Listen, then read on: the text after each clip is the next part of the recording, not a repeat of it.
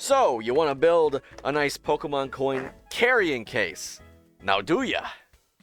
Now before you get started printing anything out, there aren't really any special instructions other than aesthetic ones. If you want the box to have an inner stripe colored like this, you can add a filament change to swap the color. You can do something, for example, like a classic Pokeball look with the black band in the center, or like I'll be showing you today, a Premier Ball look where it's white with a red band in the middle. But once you figured all that out, of course you need to print out all of the 3D printable parts. You need the top, the bottom. The top's hinges are closer together and the bottom's hinges are farther apart. The bottom also has these teeth, and these are what the actual coin holders are going to fit into, so keep that in mind.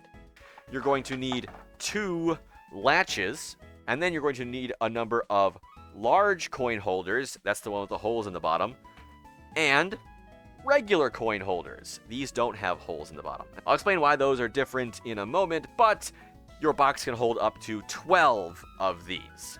Now for non-3D printed parts, you're going to need some craft foam like this. The stuff I'm using is 2 millimeters thick. You're going to need some form of cutting implement to cut that foam, some form of glue to glue it down. I'll be using this spray glue, but you can use craft glue. It won't undergo any stress, so it doesn't need to be high strength or anything like that. And then if you want, you can use a measuring tool of some sort to cut the craft foam down to the correct size. Finally, of course, you're going to need coins. Now, Pokemon coins come in 3 varieties. The regular sized ones, like this Rayquaza right here, are what come out in Japan. The large size ones, like this Hydreigon here, used to be what came out in America, in the West. And then, this Urshifu right here is a jumbo coin. It can't hold the jumbo coins, but these are the ones that currently come out in the West. So we're going to set this off to the side. First, we're going to take our top, which remember is the one with hinges that are closer together, and we are going to cut out the craft foam so that it exactly fills the top like this. Now, in theory, if your printer is calibrated correctly, this should be 20 centimeters square.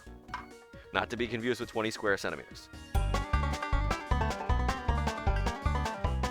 Now you can see that. Fits in nice and perfectly there, theoretically. This is bunching up a little bit because it's slightly too big, but once I glue that down, it shouldn't be too much of a problem. All I need to do here is cut out another piece to fit into this part. Oops.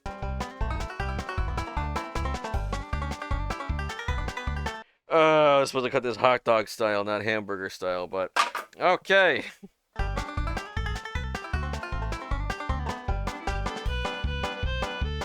Alright, now that we got our nice fit, our next step is to glue everything down. So now we just need to make sure every single place is pressed down and not popping up. I did prepare something heavy to press down on it. I've noticed with spray glue, especially as it's drying, it can start trying to peel up or curl up. I'm not entirely sure why, but I found that putting heavy things on it and waiting until it fully dries can help. So we'll let that sit for a while. Okay, dude, that's probably glued enough, I think. Next up, we're going to take the bottom and we're going to put it and line it up like this, okay? And then we're going to press down. Ugh! There we go. And now, it should close like that. Just so you know, it might be a little rough opening up at the start. That's just because of the layer lines and how that shakes out. Don't worry, it will be fine and it will kind of sand itself down with time. But, in any case, we're going to take the latches. As you can see, the latch has a lip on it like that, a slant. When we put it on, we're going to want to put it on like this so we can get our finger under it and open it. We're not, oh my god, we're not going to put it on like this where it's flush against the side. Now what we're going to do is, we're going to take a look at the top and how there's these little divots here. We're going to put one of the nubbies into the divot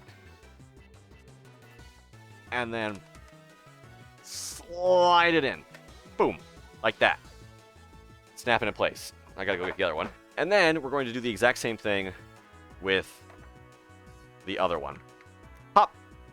And now, what we can do is push it down like this, and it will span the top and the bottom and hold them both in place. So now that's not coming undone, right? We shake it, it's not opening. So let's open it back up by popping these off. Opening it up.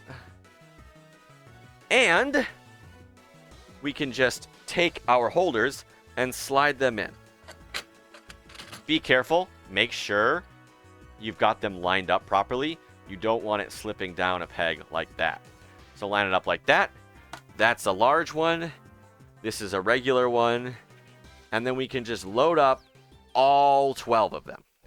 Now, I'm going to show you exactly how this works. So this is a regular size coin.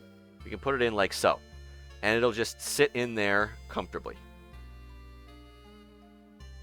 And the idea here is, if you line them up, you can still kind of see their face.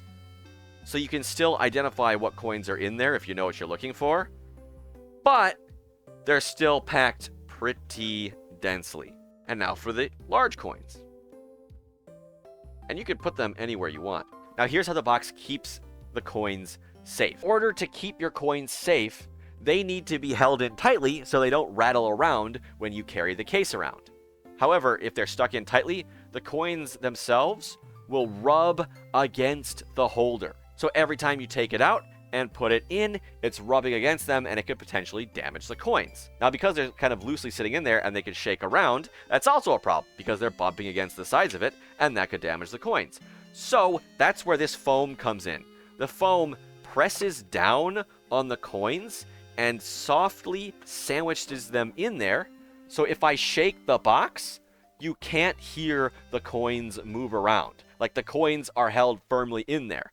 But as soon as you open it up, the pressure from the coins is relieved and you can very easily and gently take them out.